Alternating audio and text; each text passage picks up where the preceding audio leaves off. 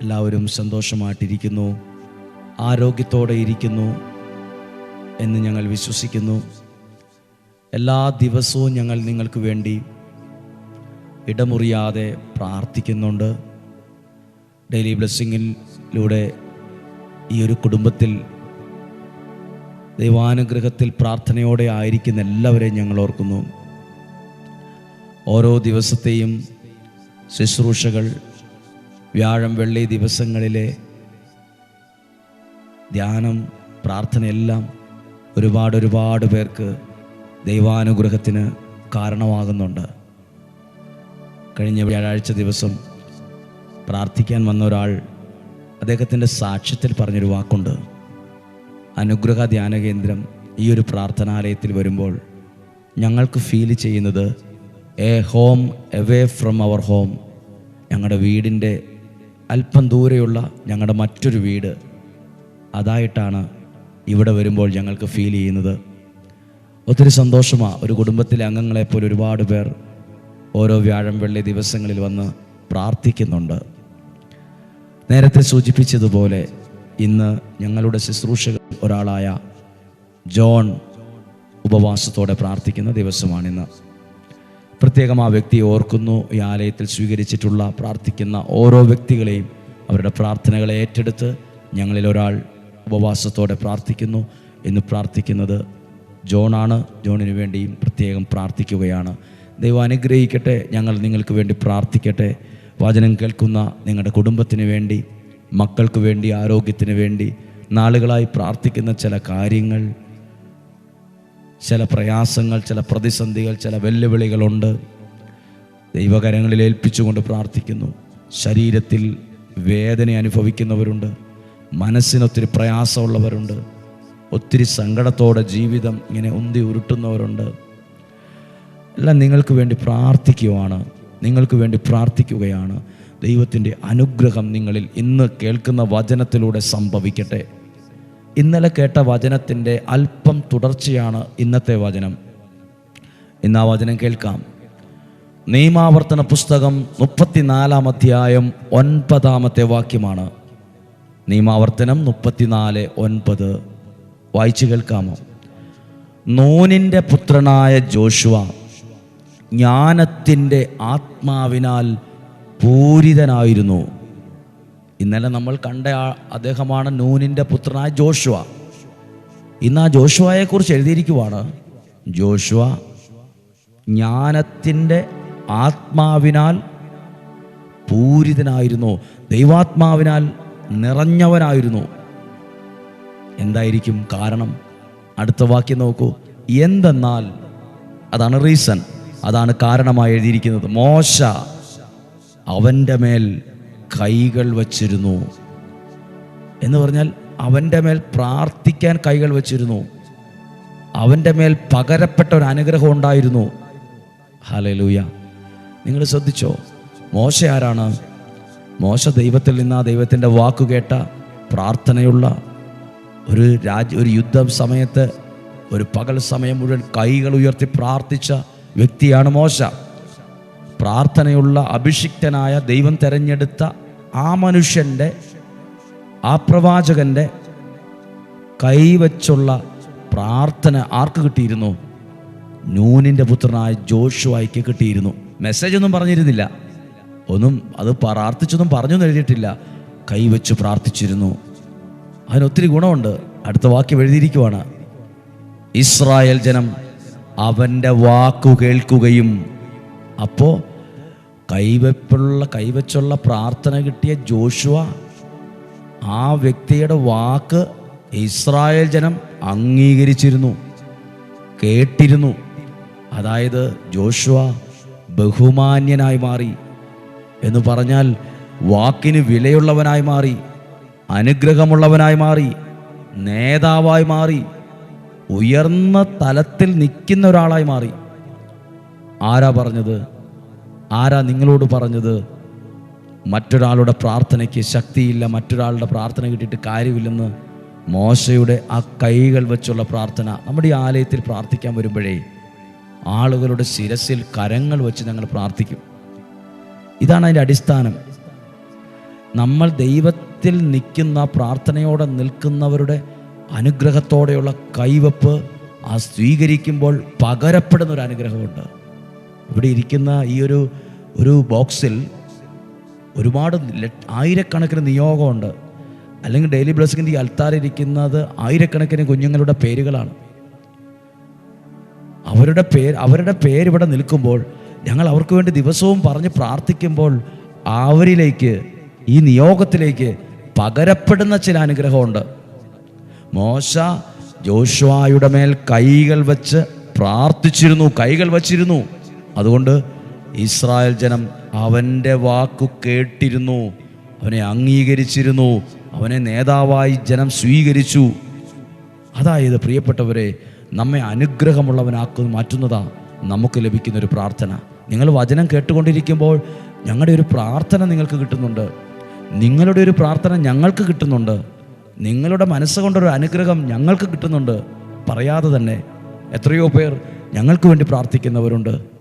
അമ്മയുടെ സ്ഥാനത്ത് നിന്ന്, അപ്പൻ്റെ സ്ഥാനത്ത്, സഹോദരൻ്റെ സഹോദരിയുടെ സ്ഥാനത്ത് നിന്ന് ചിലർ ഞങ്ങളെ അനുഗ്രഹിച്ച് പ്രാർത്ഥിക്കുന്നുണ്ട്. അത് ഞങ്ങളെ കൂടുതൽ അനുഗ്രഹമുള്ളവരാക്കുന്നത്. ഞങ്ങളുടെ പ്രാർത്ഥന നിങ്ങളെയും അങ്ങനെ പരസ്പരം ഒരു കുടുംബത്തിൻ്റെ അന്തരീക്ഷത്തിൽ നിന്നാണ് വചനം കേൾക്കുന്നത്. ഹല്ലേലൂയ. ഇനി ശ്രദ്ധിച്ചേ, ഇങ്ങനെ പ്രാർത്ഥന കിട്ടിയ ജോഷുവ പിന്നത്തേതിൽ എവിടെ എത്തിയെന്ന് ഞാൻ പറയാം. അതാണ് ജോഷുവയുടെ പുസ്തകം 3-ാം അധ്യായം 7-ാമത്തെ വാക്യം. പിന്നത്തേതിൽ ഈ കൈവച്ചുള്ള പ്രാർത്ഥന ഈ പ്രാർത്ഥന കിട്ടിയപ്പോൾ കൈമാറിയ ഒരു അനുഗ്രഹമുണ്ട്, പകർന്ന ഒരു അനുഗ്രഹമുണ്ട്, പകർന്ന ഒരു ശക്തിയുണ്ട്. ഇങ്ങനെ പ്രാർത്ഥന കിട്ടിയ ജോഷുവ എവിടെ എത്തി? പിന്നെ 3-ാം അധ്യായം 7-ാമത്തെ വാക്യം. കർത്താവ് മോശയോട് അരുളി ചെയ്തു പറഞ്ഞു, ഞാൻ മോശയോടുകൂടെ എന്ന പോലെ നിന്നോടുകൂടെ ഉണ്ടെന്ന് അവർ. ആരാണ് അവർ? ചിലർ, ചുറ്റും നിൽക്കുന്നവർ, കണ്ടവർ, കേട്ടവർ, അവർ. അതായത് ഞാൻ മോശയോടുകൂടെ എന്ന പോലെ നിന്റെ കൂടെയും ഉണ്ടെന്ന് ആളുകൾ അറിയേണ്ടതിന് ഇന്ന് നിന്നെ ഞാൻ ഇസ്രായേൽ ജനത്തിൻ്റെ മുമ്പാകെ ഉന്നതനാക്കാൻ പോകുന്നു. എന്ന് ഓൾറെഡി ആളുകൾ ജോഷുവയുടെ വാക്കിനെ അംഗീകരിച്ച് ബഹുമാന്യനാണ്. ഇനിയും ഉന്നതനാക്കുന്നു, വിജയിച്ചവനേക്കാൾ വിജയിപ്പിക്കുന്നു. അതായത് വലിയൊരു വാക്കാണ്. നിന്നെ ഞാൻ ഇസ്രായേൽ ജനത്തിൻ്റെ മുമ്പിൽ ഉന്നതനാക്കും. ആരെ? ജോഷുവയെ. എന്താ കാരണം? ജോഷുവ പ്രാർത്ഥനയിൽ നിൽക്കുന്ന ഒരാളുടെ പ്രാർത്ഥനയെ വില കൽപ്പിച്ചയാളാണ്. ദൈവീകമായ കാര്യത്തെ ഏറ്റവും ആത്മാർത്ഥതയോടെ കണ്ടയാളാണ്. അല്ലാതെ ഇതിനെയൊക്കെ പുച്ഛിച്ച് വിലയില്ലെന്ന് പറഞ്ഞ് കളിയാക്കി ചീത്തയും പറഞ്ഞ് അതിനെ നശിപ്പിച്ചയാളല്ല. മോശ കരങ്ങൾ നീട്ടി പ്രാർത്ഥിക്കുമ്പോൾ അത് വിധേയത്വത്തോടെ ജോഷുവ 2 കൈയും നീട്ടി സ്വീകരിക്കുമായിരുന്നു. ആ കൈവെപ്പ്, അതിലൂടെ പകർന്നു കിട്ടിയ അനുഗ്രഹം ജോഷുവയുടെ ദൈവം പറയുക, നീ അങ്ങനെയൊക്കെ പ്രാർത്ഥന സ്വീകരിച്ചത് കൊണ്ട് നിന്നെ ഞാൻ ഇസ്രായേൽ ജനത്തിൻ്റെ മുമ്പിൽ ഉന്നതനാക്കും. അവർ കാണേണ്ടതെന്ന് എഴുതിയിട്ടുണ്ട്. അവർ ആരാണ്? ചിലപ്പോൾ ചിലർ പറഞ്ഞിട്ടുണ്ടാവും, എന്ത് കൈവെപ്പ്, എന്ത് പ്രാർത്ഥന, എന്ത് ആരാധന എന്നൊക്കെ പറഞ്ഞ് കളിയാക്കിയവർ, വിമർശിച്ചവർ, പുച്ഛിച്ചവർ അവർ കാണേ. നമ്മളിങ്ങനെ വചനം കേൾക്കുമ്പോൾ ചിലർ കളിയാക്കും, ചിലർ വിമർശിക്കും. അത് അയച്ചു കൊടുക്കുമ്പോൾ ചിലർക്ക് ഇഷ്ടപ്പെടത്തില്ല, ഗ്രൂപ്പിൽ നിന്ന് ലെഫ്റ്റായി പോകും. ഇവരൊക്കെ അറിയേണ്ടതിന് നാളെ ഒരു സമയത്ത് നിൻ്റെ കുടുംബത്തിനകത്തു ദൈവം ഇതുപോലൊരു ഉന്നതനാക്കുന്ന അനുഭവം കയറി വരും കേട്ടോ. ഒരു ഉയർത്തിക്കൊണ്ടുവരുന്ന ദൈവം അനുഗ്രഹിച്ച് ഉയർത്തുന്ന, അത് എല്ലാവിധത്തിലും, സാമ്പത്തികമായും ശാരീരികമായും മാനസികമായും ശുശ്രൂഷയിലും ആത്മീയതയിലൊക്കെ ദൈവം ഉന്നതനാക്കുന്ന അനുഭവം കയറി വരും. ചിലർ പറയും, എനിക്ക് പ്രാർത്ഥിക്കാൻ ആഗ്രഹമുണ്ട്, ഒട്ടും പറ്റുന്നില്ല. എനിക്ക് വചനം വായിക്കണമെന്ന് ആഗ്രഹമുണ്ട്, പറ്റുന്നില്ല. എനിക്ക് ശുശ്രൂഷ നിൽക്കണമെന്ന് ആഗ്രഹമുണ്ട്, പറ്റുന്നില്ല. നിന്നെ ആ മേഖലയിൽ ദൈവം ഉന്നതനാക്കും. ഓരോ ദിവസവും ഡെയിലി ബ്ലെസ്സിങ് പറയുമ്പോൾ ഞങ്ങൾ ആശീർവദിച്ച് പ്രാർത്ഥിക്കുന്നത് അനുഗ്രഹിച്ചാണ് പ്രാർത്ഥിക്കുന്നത്. മോശ ജോഷുവയെ അനുഗ്രഹിച്ച് പ്രാർത്ഥിച്ചതിൻ്റെ അടയാളമാണ്, കൈ വെച്ച് പ്രാർത്ഥിച്ചു. അത് ജോഷുവയെ ഉന്നതനാക്കി. ഇന്ന് ഞങ്ങൾ നിങ്ങൾക്ക് വേണ്ടി പ്രാർത്ഥിക്കുകയാണ്. പ്രിയപ്പെട്ടവരെ, ഇന്ന് ഈ 30 ദിവസവും, ഈ മാസം ഓരോ മാസവും നിങ്ങളുടെ നിയോഗം ഏറ്റെടുത്ത് ഒരാൾ ഉപവാസം ഇരുന്ന് പ്രാർത്ഥിക്കും. ഇന്ന് പ്രാർത്ഥിക്കുന്ന ജോണിന് വേണ്ടി പ്രാർത്ഥിക്കുകയാണ്. ദൈവം അനുഗ്രഹിക്കട്ടെ. വ്യാഴാഴ്ച ദിവസം പ്രാർത്ഥന ആരംഭിക്കുന്നു. ഒരു തീർത്ഥാടനം പോലെ ആളുകൾ ഒത്തിരി പേര് ഇവിടെ വന്ന് പ്രാർത്ഥിക്കുന്നുണ്ട്. ദൈവാനുഗ്രഹമാണ്. സന്തോഷമായിട്ടാണ് പോകുന്നത്. വ്യാഴാഴ്ച വരുന്നവർ നേരത്തെ ബുക്ക് ചെയ്യണമേ എന്ന് ഓർമ്മിപ്പിക്കുന്നു. നമ്മളോട് താമസ സൗകര്യങ്ങൾ കുറവായതുകൊണ്ടാണ് ബുക്ക് ചെയ്തിട്ടുള്ളവർ വരിക.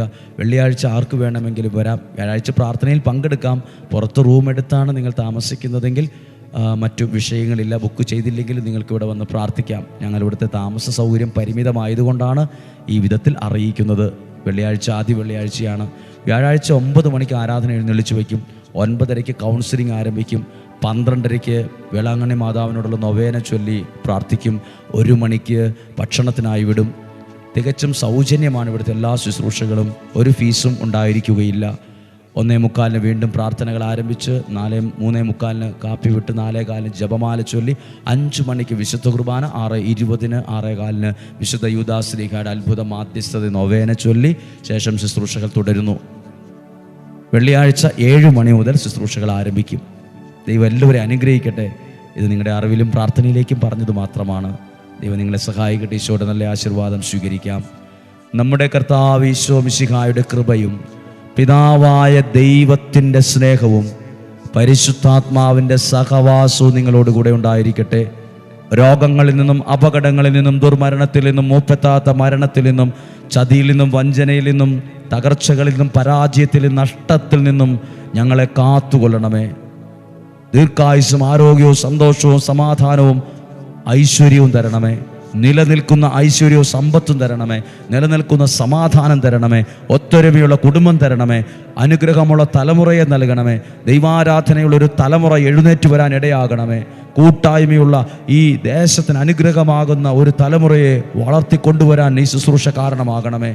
ഇവിടെ എഴുതി വച്ചിട്ടുള്ള, ഇവിടെ സ്വീകരിച്ചിട്ടുള്ള സകല നിയോഗങ്ങൾക്കും വേണ്ടി പ്രാർത്ഥിക്കുന്നു. ഏറ്റെടുത്ത ഓരോ നിയോഗത്തിനും വേണ്ടി പ്രാർത്ഥിക്കുന്നു. കൽക്കുരിശിൽ എണ്ണ ഒഴിച്ചവരെ വിശുദ്ധി അനുഗ്രഹിച്ച് പ്രാർത്ഥിക്കുന്നു. ഇവിടെ വന്ന് നിയോഗം പേരെഴുതി കൊടുത്ത നിയോഗം സമർപ്പിച്ച് ഓരോരുത്തരെ ഏൽപ്പിച്ച് പ്രാർത്ഥിക്കുന്നു. നിങ്ങളൊരു സാക്ഷ്യം പറയാൻ ഇടയാകത്തക്ക വിധം ഒരു അത്ഭുതം ജീവിതത്തെ സംഭവിക്കണമെന്ന് പ്രാർത്ഥിക്കുന്നു. ദീർഘായുസ്സും ആരോഗ്യവും ദൈവം തരട്ടെ. സന്തോഷമായിട്ടിരിക്കാം. യേശുവിൻ്റെ അധികാരമുള്ള നാമത്തിൽ നിങ്ങളെ അനുഗ്രഹിച്ച് പ്രാർത്ഥിക്കുന്നു. ഇപ്പോഴും എപ്പോഴും എന്നേക്കും ആമേൻ. അനുഗ്രഹിച്ചുള്ള പ്രാർത്ഥന, മോശയുടെ പ്രാർത്ഥന ജോഷുവയെ ഉന്നതനാക്കി. ഈ വചനമൊക്കെ ഒത്തിരി പേർക്ക് അയച്ചു കൊടുക്കണം കേട്ടോ. ഒരുപാട് പേർക്ക് അയച്ചു കൊടുക്കണം. കാരണം ഈ വചനമൊക്കെ ഒത്തിരി പേരെ എഴുന്നേൽപ്പിക്കും, മാറ്റം വരുത്തും. നിങ്ങളിലൂടെ ആയിരിക്കട്ടെ അത്. പ്രിയപ്പെട്ടവരെ, ഈ വചനം കേട്ട് എല്ലാവരും ഓർക്കുന്നു. സാധ്യമാർക്ക് അയച്ചു കൊടുക്കുക. നാളെയും 5:30 തന്നെ സാധ്യമെങ്കിൽ. 5:30 എന്ന് പറഞ്ഞ് തെളിഞ്ഞ മനസ്സുള്ളൊരു സമയമാണ്. രാവിലെ എഴുന്നേൽക്കുന്ന പാടെ തെളിഞ്ഞ മനസ്സാണ്. അപ്പോൾ ആദ്യം കേൾക്കുന്ന വചനം മനസ്സിൽ പതിഞ്ഞതൊരു അനുഗ്രഹമായിട്ട് മാറും. 5:30 തന്നെ കാണാൻ സാധിക്കുന്നവർ കാണുക. എല്ലാവരും ഓർക്കുന്നാൽ 5:30 കാണുന്നത് വരെ സ്വർഗത്തിലെ ദൈവം ഉള്ളം കയ്യിലെന്ന പോലെ എന്നെയും നിങ്ങളെയും സൂക്ഷിക്കട്ടെ.